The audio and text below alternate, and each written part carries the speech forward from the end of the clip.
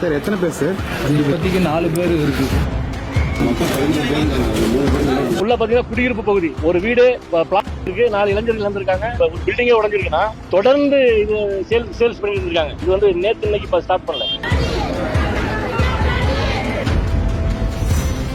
தீபாவளியை கொண்டாட வந்தவங்களுக்கு இப்படியா நடக்கணும்? ஃபயர் சர்வீஸ்லயும் காவல்துறையும் அனுமதி பெறாம இது ரன் பண்ணிட்டு இருக்காங்க. இது மிகப்பெரிய ஒரு அஃபென்ஸ். முறையா காவல்துறையும் இதை கண்காணிச்சிருக்கணும், தீயணைப்பு துறையும் கண்காணிச்சிருக்கணும். அது இருந்தா அந்த 4 உயிர் போயிருக்காது, பொதுமக்கள் பாதிக்கப்பட்டிருக்க மாட்டாங்க. ஆசையாக நாட்டு வெடி வாங்க வந்த நபர்களுக்கு நடந்த சோக சம்பவம்.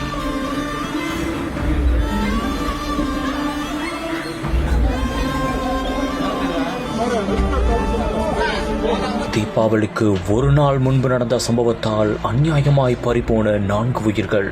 முழுக்க அதிகாரிகள் இது கவனத்துக்கு எடுத்துருக்கணும். அதிகாரிகளுடைய தவறு இது 100% இருக்கு.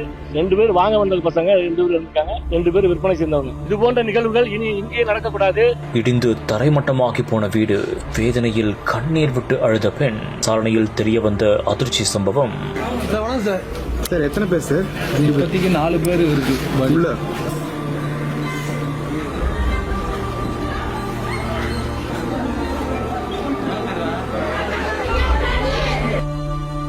தீபாவளியை முன்னிட்டு சென்னை புறநகர் பகுதியான ஆவடி அடுத்த பட்டாபிராம் தண்டுரை பகுதி விவசாய தெருவைச் சேர்ந்த ஆறுமுகம் மகனான விஜய் என்பவர் நாட்டு வெடி வாங்கி விற்பனை செய்து வந்துள்ளார். மேலும் வீட்டில் வைத்து ஈமச்சடங்கு, கோவில் திருவிழாவிற்காக அவர் வெடிகளை விற்பனை செய்து வந்ததாகவும் கூறப்படுகிறது.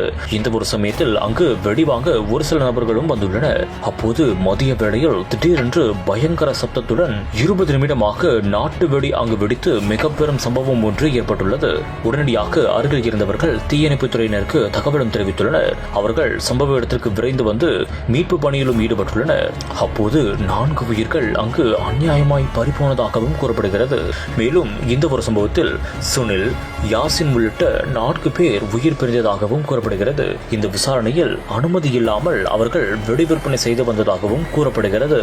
இந்த ஒரு சம்பவத்தால் அப்பகுதியில் பெரும் சோகம் நிலவி வருகிறது.